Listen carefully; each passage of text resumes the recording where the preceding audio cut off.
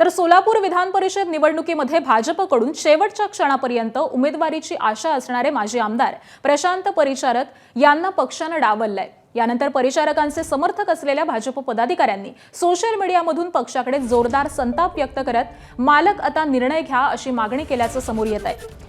विधानसभा निवडणुकीमध्ये पंढरपूर मंगळवेढा विधानसभा मतदारसंघामधून प्रशांत परिचारक हे निवडणूक लढवण्याची तयारीत होते।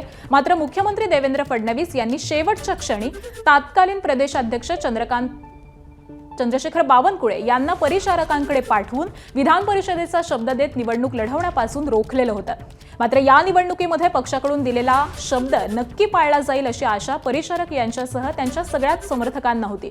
मात्र ऐन वेळेला परिचारक यांना डावलून बार्शीचे माजी आमदार राजेंद्र राऊत यांना उमेदवारी देण्यात आली आहे। यामुळे पंढरपूर आणि मंगळवेढ्यामधील भाजप पदाधिकारी आणि परिचारक समर्थक संतापलेले असून सोशल मीडियावरती आता ताकद दाखवा अशी मागणी करू लागलेत।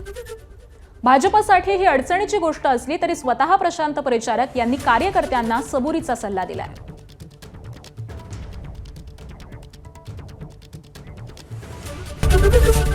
एबीपी माझा, उघडा डोळे बघा नीट।